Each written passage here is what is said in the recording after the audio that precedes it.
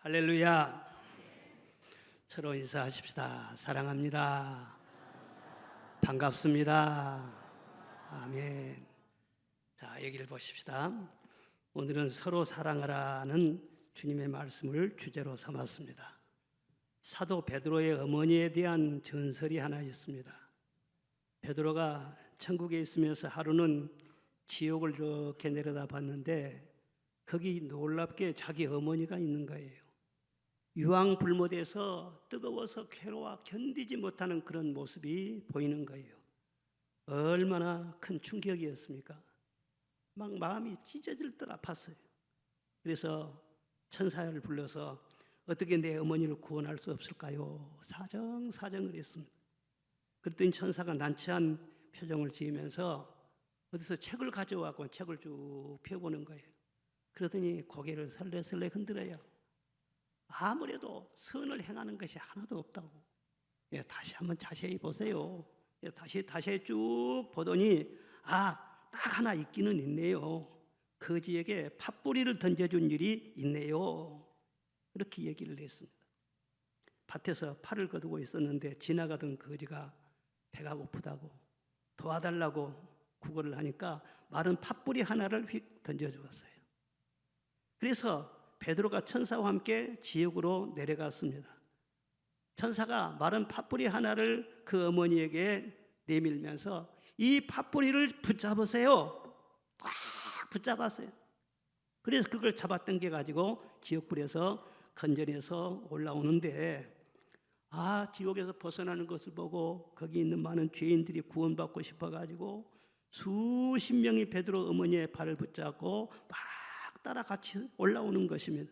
그러니까 베드로 어머니가 내 발 놓으라고, 나도 떨어질 것 같다고 그래 발버둥을 치면서 매달리는 사람을 다 떨어뜨렸어요. 그런데 그러는 동안에 팥뿌리가 탁 끊어져 버렸어요. 다시 지옥으로 툭 떨어졌어요. 베드로가 그 광경을 보고 큰 소리로 어머니, 조금이라도 사랑이 있었다면 아무리 많은 사람이 달라붙은다 해도 그 팥뿌리가 결코 끊어지지 않았을 것인데 죄인을 사랑하는 그 조그만 사랑이도 없었단 말입니까? 그렇게 탄식하면서 눈물을 흘렸다는 실제가 아니고 전설이에요. 너무 충격받지 마세요. 그런데 전설이지만 무엇을 말해주고 있습니까? 사랑이 없으면 안 된다는 거예요. 믿음을 근거로 해서 거기서 생기는 사랑의 열매가 구원의 길이라는 것을 우리에게 말해주고 있는 것입니다. 우리가 믿음으로 구원받는다 그러지만 사실 믿음과 사랑이라는 것은 손바닥 양면과 같은 것입니다. 우리가 하나님을 믿을 때 어떤 하나님을 알고 믿습니까? 교리적인 것 말고, 신학적인 것 말고, 지식적인 것 말고 우리가 하나님을 어떻게 믿고 고백하고 있습니까? 하나님은 우리의 아버지십니다. 사랑의 아버지십니다. 우리를 사랑하시는 아버지, 인격적인 아버지인 것을 알고 그 하나님을 믿지 않아요. 그러니까 우리의 믿음에는 반드시 사랑이 담겨져 있는 것입니다. 사랑을 알고 사랑을 느끼고 그 사랑에 감격하는 믿음이라야 구원받기에 합당한 믿음이라는 거예요.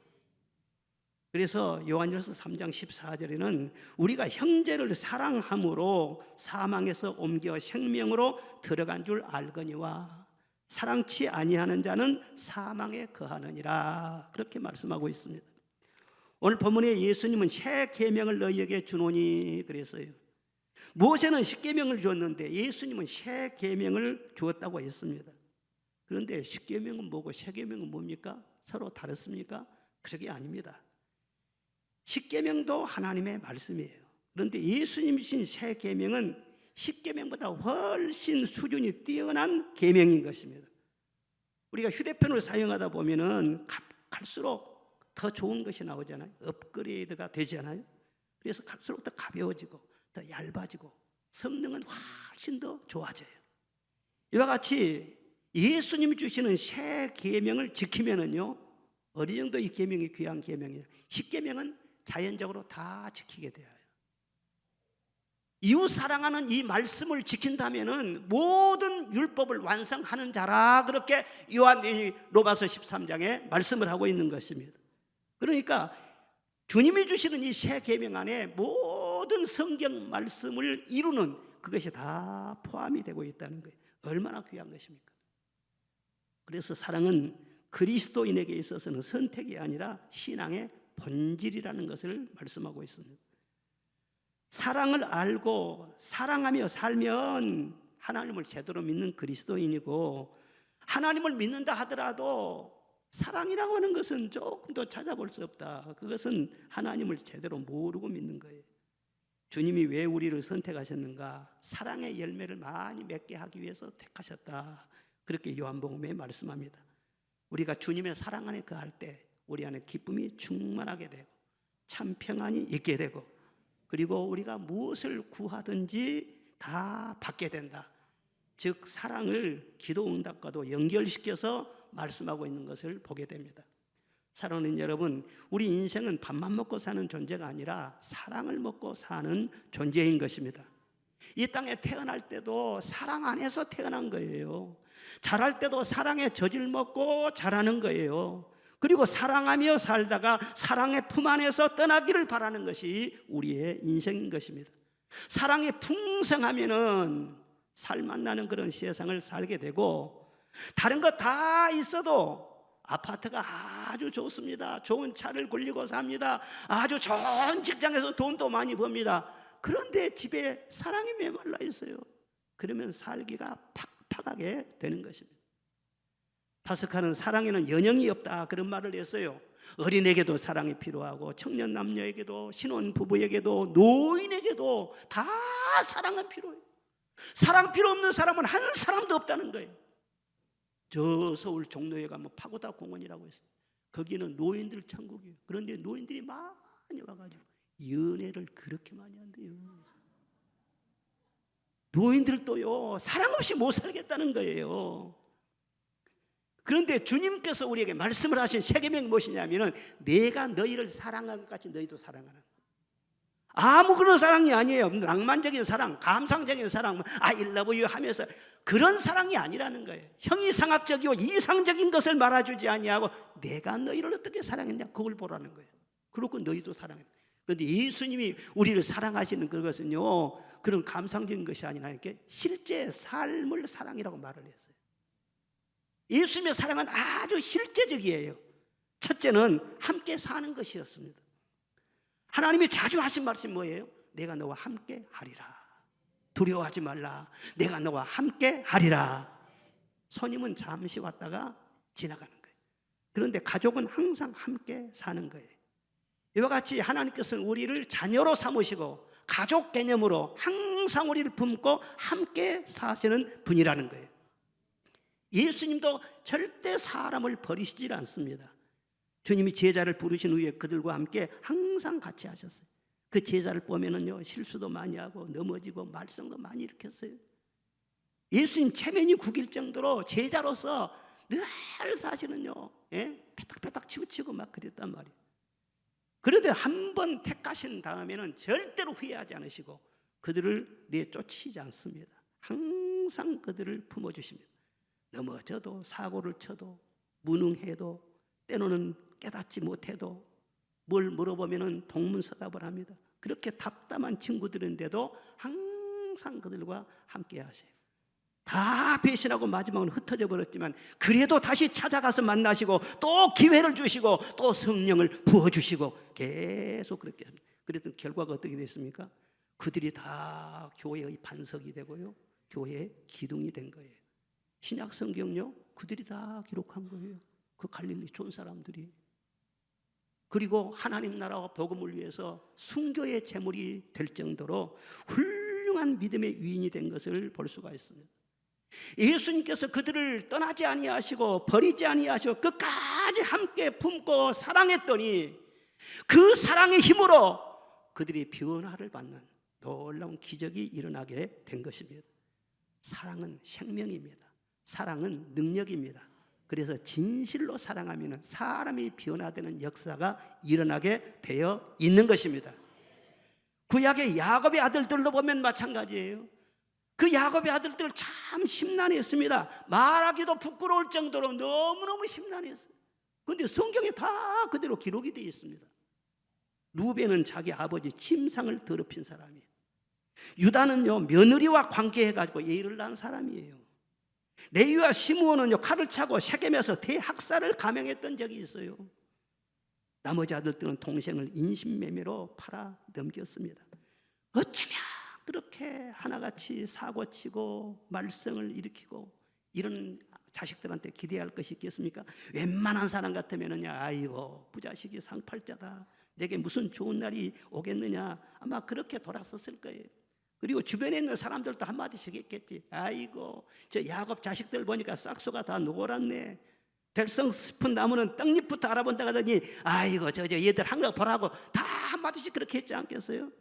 그런데도 불구하고 야곱이는 어디를 가든지 그 자식들을 다 품고 같이 다닙니다. 절대로 떠나지 않습니다.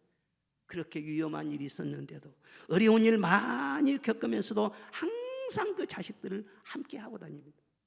하나님께서 야곱에게 말씀하셨어요. 내가 너에게 복을 줄 것인데 하늘의 별과 같이 해변의 모래알과 같이 많은 자손을 거느리게 할 것이고, 그리고 이 넓은 땅을 다 너에게 줄 것이다. 그런데 내 아들들을 통해서 너와 나의 언약을 이루어 줄 것이니라. 그 형편없는 아들들을 통해서요 하나님이 그 언약을 이루어 주신다는 거예요. 그러니까 그 말씀을 믿고 절대로 그 아들을 버리지 아니하고 항상 품고 다녔습니다. 나중에 어떻게 됐습니까? 그 말씀만은 아들 하나하나가 12지파의 족장이 된 거예요.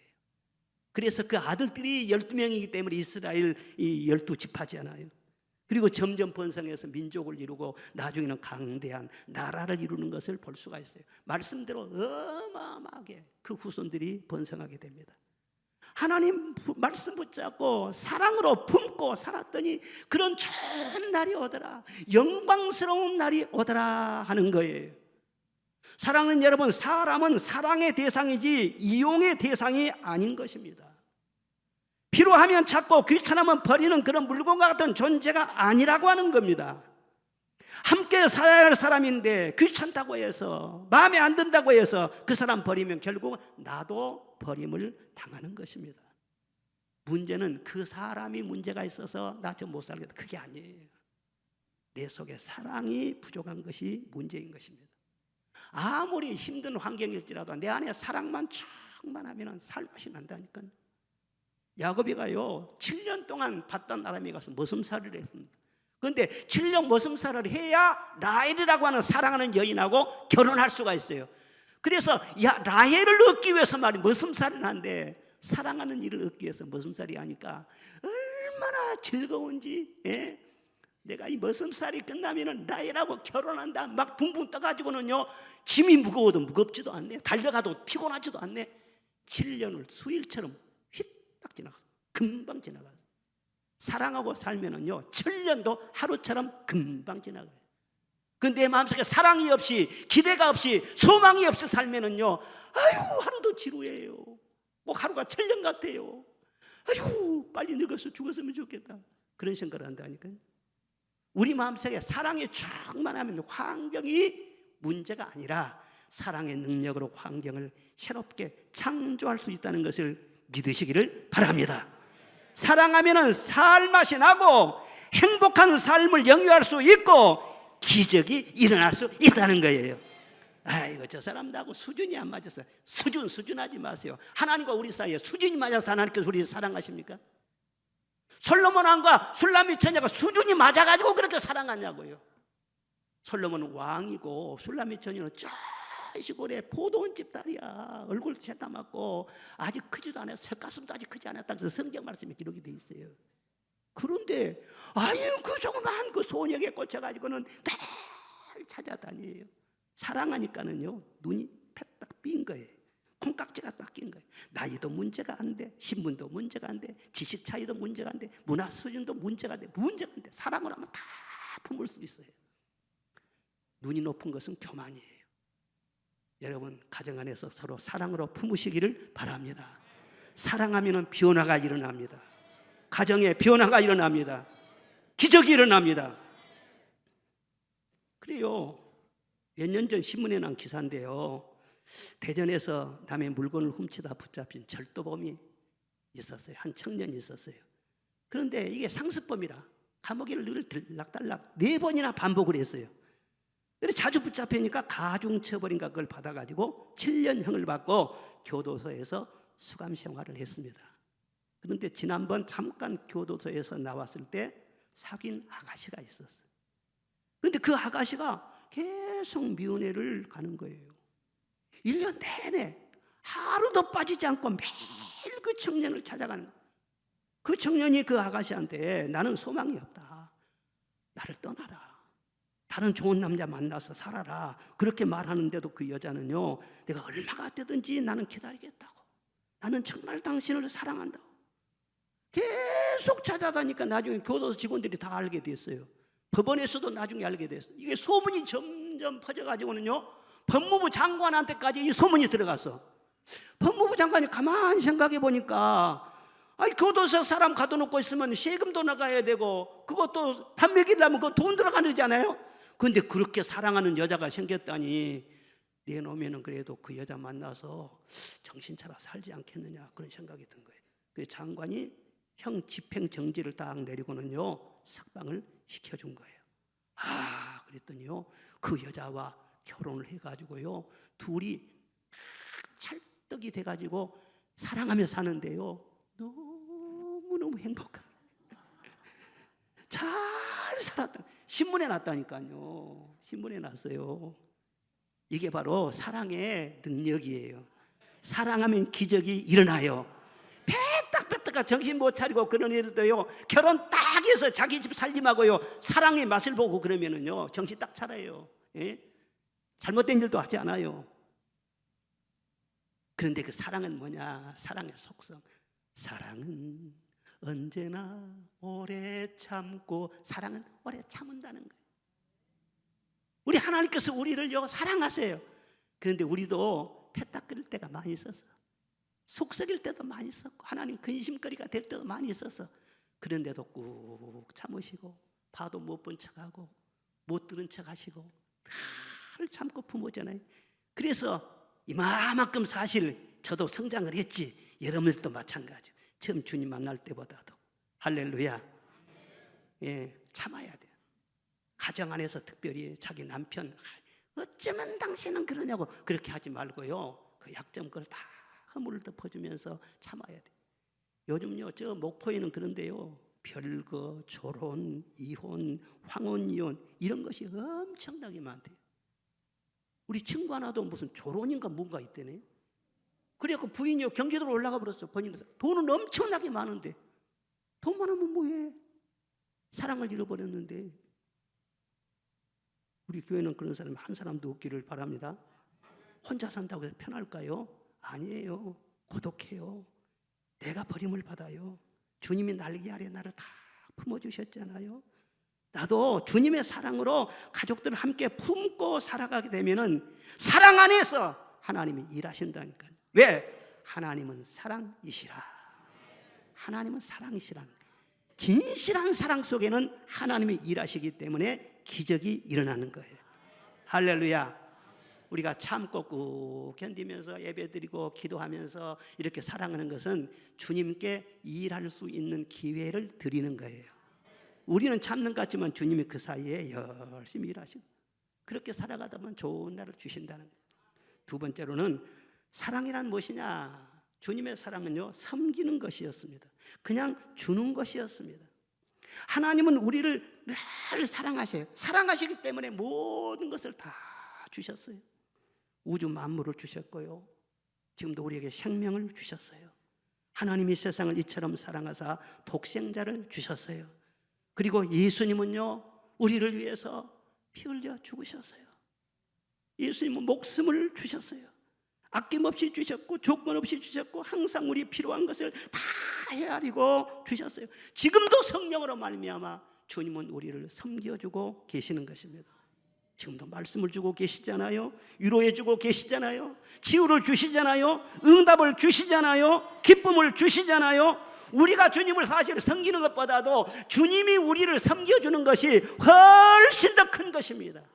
주님이 우리에게 너무너무 많은 것을 주시고 또 주고 계시는 거예요. 아낌없이 도와주시고 기도의 응답을 주시고 길을 인도해 주시고 보호해 주시고 붙들어 주시고 험악한 세상 살아오는 동안에 주님이 한순간도 우리를 섬겨주지 않으시면 우리는 하루도 무사할 수가 없어요. 주님은 항상 긍휼과 자비의 눈길로 우리를 보시면서 그냥 지나가지를 않으신 거예요. 사정을 다 아시고는요, 다 챙겨주신 거예요. 그래서 좋으신 하나님이신 줄로 믿습니다. 할렐루야. 좋으신 하나님 찬송 한번 불러봅시다. 좋으신 하나님, 좋으신 하나님, 참 좋으신 나의 하나님. 아멘. 사랑이란 무엇이냐? 주님처럼 섬기는 거예요. 서로 주는 거예요. 요한일서에 말하기를 말과 혀로만 사랑하지 말고 행함과 진실함으로 사랑하자, 그렇게 말씀하셨어요. 사랑은 기쁨이요 능력이기 때문에 우리 안에 사랑이 넘치면은 그 힘이 꿈틀거리게 되는 것입니다. 사랑이 있으면은요 가만히 있지를 못하는 거예요. 집안에서도요 남편을 딱 사랑해 보세요. 그러면 어떻게 반찬 하나라도 더 맛있는 거 해가지고는 대접을 잘해주려고 마음이 움직이면 몸도 막 움직이게 돼 있어요. 남편이 정말 아내가 사랑스럽고 예쁘고 그러면은요 출근하고 조금만 늦어지고 그러면은 자꾸 전화를 하는 거예요. 자꾸 전화. 한 번 보고 두 번 보고 자꾸만 보고 싶네. 그리고 금방 퇴근하면 집으로 막 달려가고 싶은 거예요. 마음이 막 움직이니까. 이게 사랑의 능력이라니까.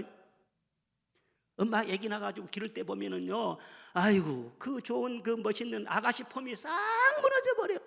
애들이 저녁에 잠을 안 자면 저녁 내 그 엄마도 시달리고 잠을 못 자. 하여튼 기저귀 갈아줘야지, 우유 먹여줘야지, 아프면은 또 데리고 병원 달려다녀야지. 그렇게 하면서도 엄마들 표정을 가만히 보면은요 별로 피곤한 기색이 없어요. 아이고 내 뻘자야, 그런 거 없어요. 일을 하면은 너무너무 애들을 사랑하니까는 말이죠. 그래도 막 예쁜 거예요. 예쁜 거예요. 너무 행복한 거예요. 사랑하면 기쁨이 충만하게 돼요. 주고 또 주어도요 물리지를 않습니다. 더 주고 싶은 거예요. 어머니가 시집간 딸 집에 명절에 가고 그러면은 그냥 가서 그냥 대접만 받고 옵니까? 그렇잖아요.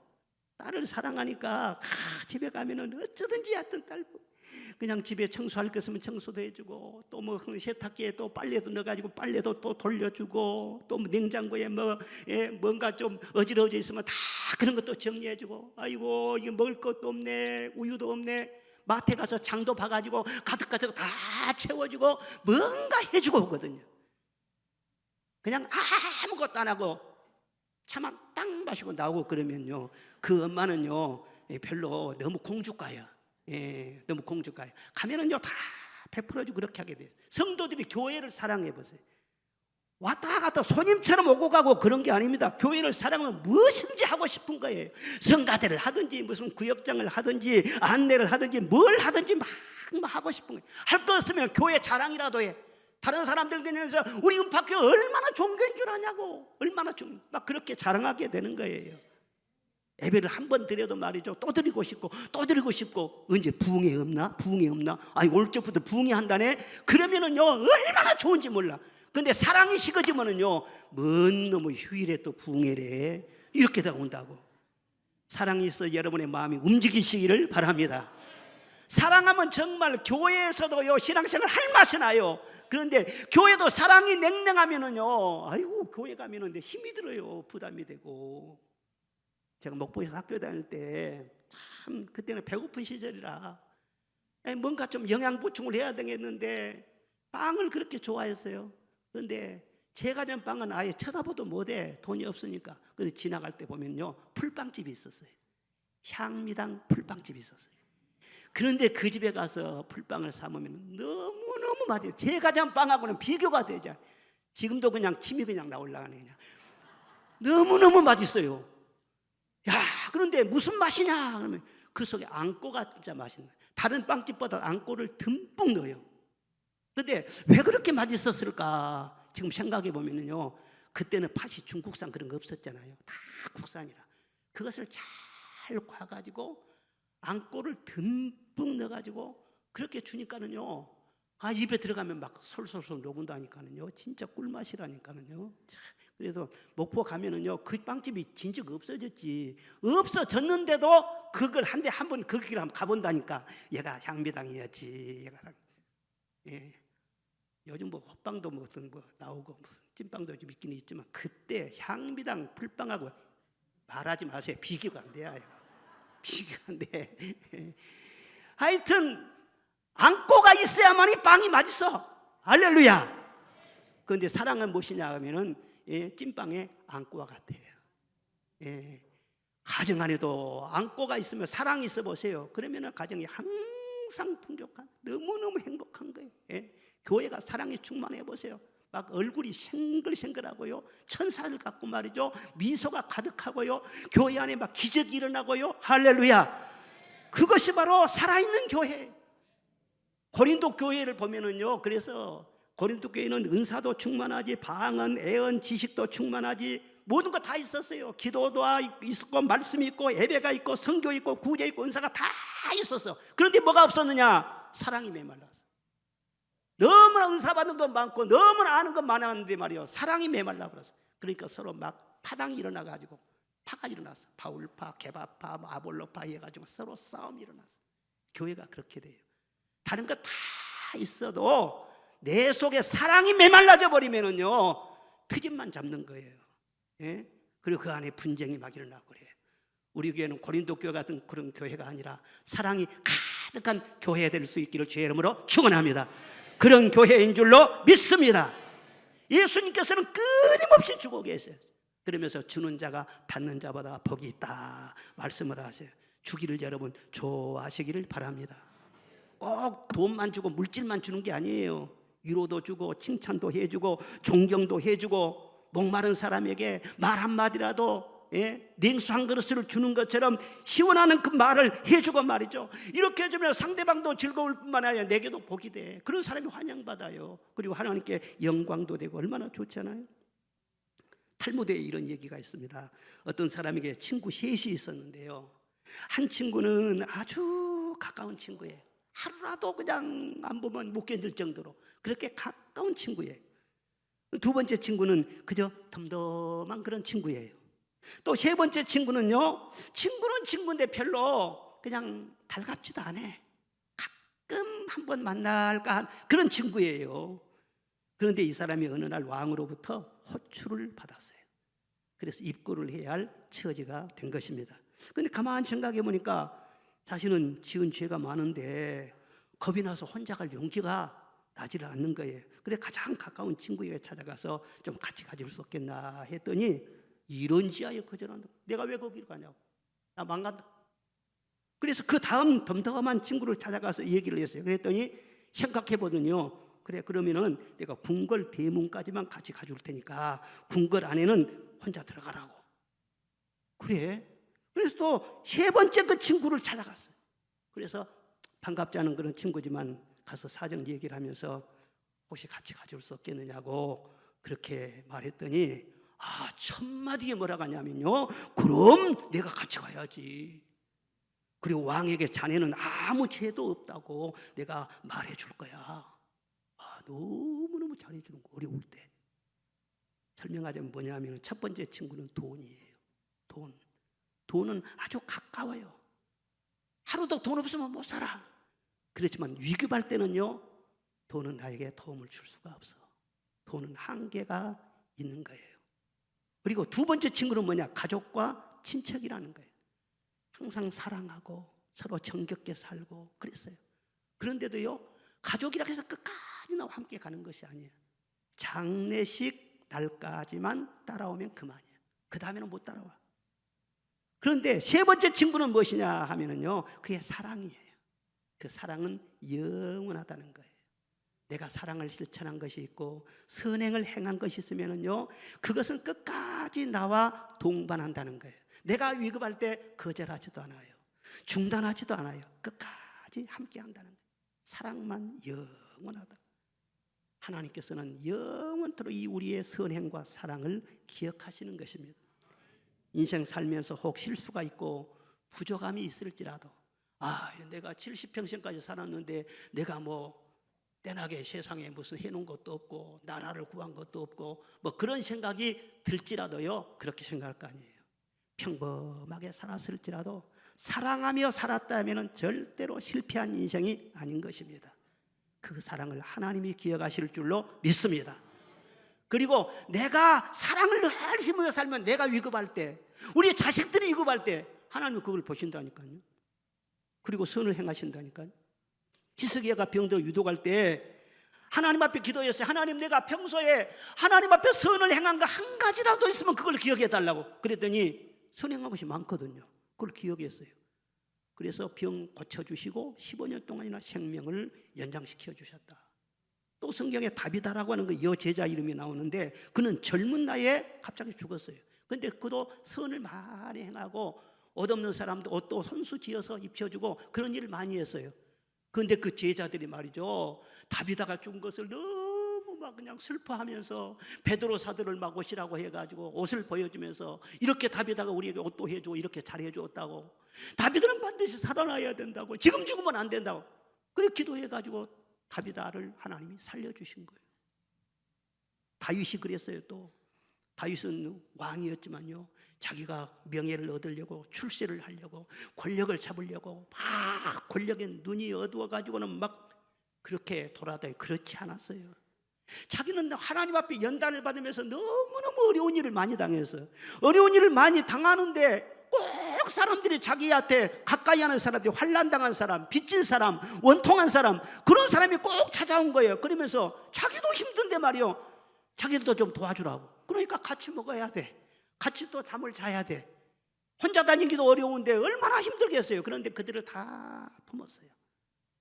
그 어려운 사람들을 도와주다 보니까 이 사람들이 나중에 강력한 지지자가 되고요, 그래서는 유다의 왕이 되고 통일 왕국의 왕까지 된 거예요. 섬기는 자가 큰 자라는 거예요. 사랑을 베푸는 자가 큰 자라는 거예요.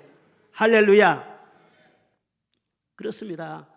우리가 어려움을 당할 때, 어떤 병이 들었을 때 하나님께서는 평소에 내가 어떻게 긍휼을 베풀고 선을 행하면서 살았는가, 그것을 반드시 참고하시는 것입니다. 그래서 사랑으로 삶 자체가 성공이에요. 사랑은 수단이 아니라 성공 자체인 것입니다. 그리고 주님 앞에 서는 그날에 주님께서 우리를 무엇을 기준으로 해서 상을 주시고 우리를 평가하시느냐, 다른 거 하나도 보지 않아요. 사랑했는가, 하나님을 얼마나 사랑하고 내 이웃을 얼마나 사랑했는가, 그것이 주님 앞에 서는 그날의 평가의 기준이 된다는 것을 성경에 똑똑하게 기록을 하고 있어요. 여러분, 유명하게 되려고 하지 마세요. 더 높이 올라가려고 하지 마세요.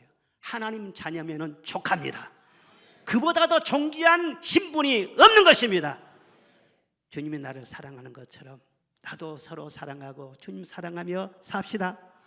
할렐루야. 그리고 마지막 세 번째로, 사랑이란 무엇이냐? 사랑이란 뭐예요? 미움의 반대잖아요. 그러니까 미워하지 않는 것이 곧 사랑인 거예요. 사랑은 단순해요. 누가 자꾸 미워하는 사람이 있습니까? 그렇게 생각할지 모르지만요, 이 미움이라는 감정은 그렇게 간단하지 않습니다. 타락한 인간의 마음속에 미움이라는 가시가 돋아나기 시작한 거예요. 이게 원죄의 죄성이에요. 그러니까 자기 선택이 아니야. 죄인이기 때문에 자꾸 미움이 올라가요.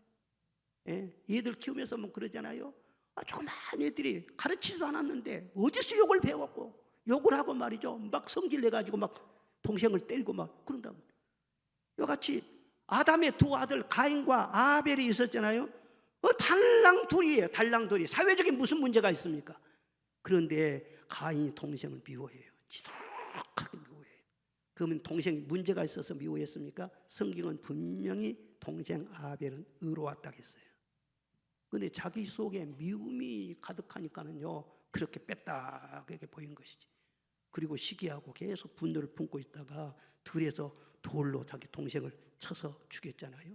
미움이 죽인 것입니다. 그리고 동생 죽인 다음에 그는 편안하게 살았습니까? 아니죠. 성경 말씀 봐보세요. 죽을 때까지 양심의 고통을 당하며 유리하고 계속 방황하고 떠돌이로 그렇게 살았어요. 마음이 안정이 안 됐어요. 죽을 때까지. 타락한 인간에게 사실은 미움이 큰 복병인 것입니다.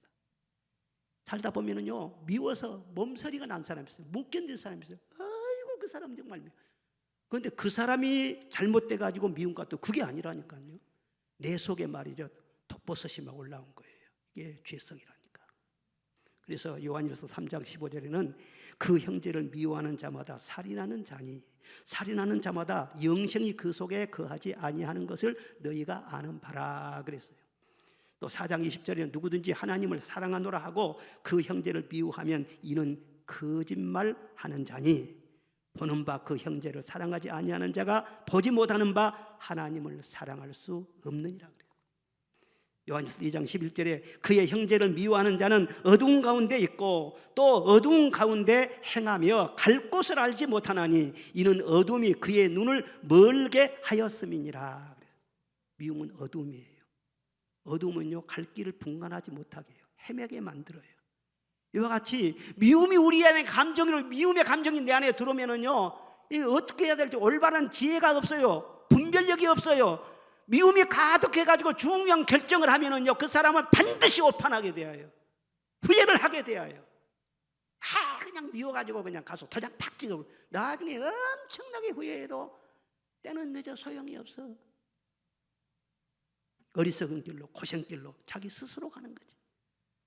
잠언 14장 30절에는요, 평온한 마음은 육신의 생명이나 시기는 뼈를 썩게 하느니라. 미움과 시기, 이것은 뼈를 썩게 한대요. 치명적인 건강에 해가 된다는 거예요. 자기 자신을 병들게 하고 남을 해치게 하고. 어떤 시어머니가 그랬대요. 명절 뒤에 갑자기 급성 당뇨병이 생겼어요. 그래 병원에 찾아갔어. 그래서는 막 진찰을 받고 치료받으려고 해도요, 원인을 발견할 수가 없어요. 그래서 여러 병원을 전전하다가 그 의사 선생님이 뭐라고 했냐면은 정신적으로 스트레스를 심하게 받아가지고 이게 급성 당뇨병이 생겼습니다. 무슨 일이 있었습니까? 나 무슨 일 없었어요. 아무 일도 없었어요. 그러고 집에 돌아오면서 곰곰 생각해 봤다는 거예요. 그런데 명절에 자기 아들 집에 갔는데 결혼한 지 7개월밖에 안 됐는데 그 며느리가 식모를 들여놓고 떵떵거리면서 호강하고 사네. 그래가지고는 그 어머니가요, 아니 연연 봐라, 우리 아들이 돈 벌어다 준 게 아들은 고생하고 너는 호강만 하고 살고 요 하면서요 속에서 말이죠, 아주 그렇게 호강하고 산 며느리가 자기 딸이었다면 그런 마음이 생겼겠어요? 예? 시어머니하고 며느리 관계가 아주 이상스럽다니까. 예? 성령 충만한 시어머니는요, 며느리도 자기 딸로 보이는 거예요. 그때까지는 성령 충만이 아니야. 성령 충만한 며느리는요, 자기 시어머니가 친정 어머니로 보여야 한다는 거예요. 그러기 전까지는 성령 충만이 아니야. 그래서는요, 당뇨병 걸려가지고 급성 당뇨병이 무섭잖아요. 그래서는 막 그냥 괴로워하고 그래. 근데 마침 그 교회에 부흥회가 있었대요. 그래서 저녁에 부흥회 참석해가지고 몽땅 회개하고, 그렇지, 회개해야지, 눈물 쏟아야지. 그러고 성령 세례 받았어요. 성령 세례 받고는 이제 깨끗하게 나왔대요. 오늘 우리가 부흥회 한다니까는요. 여러분, 오늘 저기 7.5의 역사가 일어날 줄로 믿습니다. 미국의 피터 헨슨이라고 하는 예방의학 권위자가 있어요. 그런데 그는 건강에 대해서 대충 3가지를 말했어요. 첫째는 적당한 음식을 적절하게 잘 먹어야 된다. 그 당연한 말이죠. 두 번째는요, 운동을 적당하게 해야 된다. 너무 무리하게도 하지 말고 너무 게을러도 안 된다. 적당하게 몸을 움직여줘야 된다. 그리고 세 번째는 나쁜 습관으로부터 벗어나야 한다. 너무 늦잠을 잔다든가, 막 술을 많이 마신다거나, 담배를 피운다거나, 한번 게임에 그냥 빠져가지고 몇 시간 동안 막 그런 거 한다든가, 그건 건강에 해가 된다는 거예요. 그런데 이 3가지는요, 다 상식적인 거예요. 다 말을 해요. 그런데 이분이 다른 것은 뭐냐 그러면은, 이 3가지 건강 비결을 다 합해도 50%밖에 안 된다는 거예요. 그 나머지 50%는 무엇으로 채우냐? 그 나머지 50%를 채우는 것이 사랑이라는 거예요. 사랑. 그 속에 사랑의 감정이 있느냐. 사랑하고 살면은요 다 건강에도 도움이 돼. 왜? 엔돌핀이 막 솟아나오죠. 다이돌핀이 막 솟아나오잖아. 그러니까는 건강하다는, 의학적으로 이게 다 밝혀진 거 아니에요? 그러니까 사랑하며 살면 이게 영생의 비결이 되고 건강의 비결이 되고 웰빙의 비결이 되고, 사랑하고 살면 모든 좋은 것이 다 있어요. 그런데 세상 모두 사랑이 없어. 냉랭해. 그런데 하나님은 사랑이 충만하신 분이에요. 하나님의 사랑을 충만히 받아가지고 여러분도 그 사랑 안에 거하시기를 주의 이름으로 축원합니다. 그 사랑으로 여러분의 모든 마음속의 미움과 증오와 격한 감정과 어둠의 세력들을 다 떨쳐버리고 치료하시기를 주의 이름으로 축원합니다. 이 세상에는요 치료받을 길이 없어요. 어디 가서 내 미운 감정을 떨쳐버릴 수 있습니까? 술 마셔도 안 되는 거예요. 여행해도 안 되는 거예요. 친구들하고 얘기도 안 되는 거예요. 미움을 떨쳐버릴 수가 없어요. 그런데 오직 주님은 우리를 치료해 주십니다. 예수를 믿고 새롭게 되니 기쁨이 넘쳐요. 어둠 거치고 새날이 되니 행복이 넘쳐요. 보십시오. 어둠 거치고 새날이 되니 그랬어요. 이 어둠이 뭐예요? 이것이 바로 어둠의 감정을 말해요. 시기와 미움과 분노와 안갚음, 이런 어둠 감정, 이것이요 거친다고 했잖아요. 어둠 거치고 새날이 되니 주님 우리에게 사랑으로 채워주시고 평안으로 채워주시고 용서로 채워주시고, 이스라엘 백성들이 불뱀에 물려가지고는 다 독이 퍼져갖고 막 퉁퉁 붓고 죽게 생겼어요. 그럴 때 모세가 기도했습니다. 하나님, 이 사람들 치료해 주세요. 고쳐주세요. 그러니까 하나님께서 불쌍히 여기셔가지고 구리뱀을 만들어서 창대에 높이 달아매라. 그 구리뱀을 보는 자들마다 나음을 얻을 것이니라. 그런데 요한복음 3장에 보면 그 구리뱀이 예수 그리스도를 상징한다고 했어요. 예수님은 우리를 위해 십자가에 피 흘려 죽으신 줄로 믿습니다. 부활하신 줄로 믿습니다. 어떤 상황에든지 구리뱀 되시는 예수님을 바라볼 때에요 몸에 있는 모든 독은 다 해독이 되는 것이고 평안을 찾게 되고 건강이 주어질 것을 믿으시기를 바랍니다. 예수님이 약이에요. 성령님이 약이에요. 말씀이 약이에요. 연세가 많이 들어가면은요 다 몇 가지 먹는 약이 있어. 70, 80이 돼도 약 하나도 먹지 않고 산다면요 더 감사하세요. 약으로 살아. 약으로 살아. 그러니까는요 백세 인생 사는 거예요. 약으로. 우리도 영적으로 사는 것은 날마다 약으로. 무슨 약으로? 말씀의 약으로, 성령의 약으로, 예수의 이름으로, 찬송으로, 기도로 다 약을 먹어야 돼. 하나님은 사랑이시라고 했어요. 사랑 안에 거하는 것은 하나님 안에 거하는 것이고 하나님의 일을 하게 되어 있습니다. 나는 사랑이 부족해요. 사랑 충만함을 주세요. 늘 사랑을 구해서 사랑으로 기적을 이루면서 정말 안고 있는 찐판같이 살만 나는 그런 삶을 살아가시를 주의 이름으로 축원합니다.